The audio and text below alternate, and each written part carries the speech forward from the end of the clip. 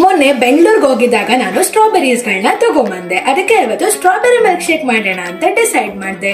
Strawberry milk ಶೇಕನ್ನು ಯಾವ ರೀತಿ ಮಾಡೋದು ಅಂತ ನಾನು ನಿಮ್ಮ ಜೊತೆ ಶೇರ್ ಮಾಡ್ಕೋತೀನಿ.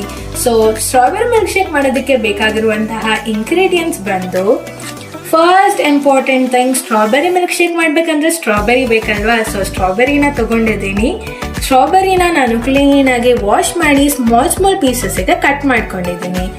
ಅದಾದ ನಂತರ ಮಿಲ್ಕ್ ಶೇಕ್ ಅಂತ ಆದಮೇಲೆ ಮಿಲ್ಕ್ ಇಂಪಾರ್ಟೆಂಟ್ ಅಲ್ವಾ. So 1 cup of chilled milk ಆದ್ರೂ ತಗೋಬೋದು ಅಥವಾ ಬಾಯ್ಲ್ಡ್ ಮಿಲ್ಕ್ ಆದ್ರೂ ತಗೋಬೋದು. ಅದಾದ್ಮೇಲೆ ಮಿಲ್ಕ್ ಶೇಕ್ ಅಂತ ಅಂದಮೇಲೆ ಸ್ವೀಟ್ನೆಸ್ ಇರಬೇಕು, ಅದಕ್ಕೋಸ್ಕರ ಶುಗರನ್ನು ಯೂಸ್ ಮಾಡ್ತಾ ಇದ್ದೀನಿ. ಅದಾದ ನಂತರ ನೀವು ಮಿಲ್ಕ್ ಶೇಕನ್ನು ತುಂಬ ಟೇಸ್ಟಿಯಾಗಿ ಯಮ್ಮಿ ಆಗಿ ಮಾಡಬೇಕು ಅಂತ ಅಂದರೆ ನೀವು ಐಸ್ ಕ್ರೀಮನ್ನು ಯೂಸ್ ಮಾಡಬೇಕಾಗತ್ತೆ. ಸೊ ನಾನಿವಾಗ ವೆನಿಲಾ ಐಸ್ ಕ್ರೀಮನ್ನು ಯೂಸ್ ಮಾಡ್ತಾ ಇದ್ದೀನಿ. ಸೊ ಇದನ್ನೆಲ್ಲ ಯೂಸ್ ಮಾಡಿ ಯಾವ ರೀತಿ ಟೇಸ್ಟಿ ಆ್ಯಂಡ್ ಯಮ್ಮಿ ಆಗಿರುವಂತಹ ಸ್ಟ್ರಾಬೆರಿ ಮಿಲ್ಕ್ ಶೇಕ್ ಮಾಡೋದು ಅಂತ ನಾನು ನಿಮಗೆ ತೋರಿಸ್ತೀನಿ. ಬನ್ನಿ ಶುರು ಮಾಡೋಣ. ಮೊದಲು ನಾವು ಒಂದು ಮಿಕ್ಸಿ ಜಾರನ್ನ ತಗೊಂಡು ಅದಕ್ಕೆ ಸ್ಟ್ರಾಬೆರೀಸ್ಗಳನ್ನೆಲ್ಲ ಹಾಕೋತಾ ಇದ್ದೀನಿ.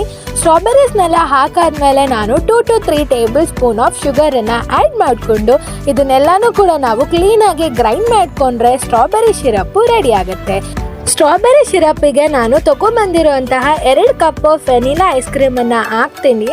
ಅದಾದ ನಂತರ ನಾನು 1 ಗ್ಲಾಸ್ ಆಫ್ ಮಿಲ್ಕನ್ನು ಆ್ಯಡ್ ಮಾಡಿ ಇದನ್ನೆಲ್ಲನೂ ಕೂಡ ಕ್ಲೀನಾಗಿ ಗ್ರೈಂಡ್ ಮಾಡಿಕೊಂಡ್ರೆ ನಮ್ಮ ಸ್ಟ್ರಾಬೆರಿ ಮಿಲ್ಕ್ ಶೇಕು ಇನ್ಸ್ಟೆಂಟಾಗಿ ವೆರಿ ಕ್ವಿಕ್ಕಾಗಿ ರೆಡಿ ಆಗುತ್ತೆ.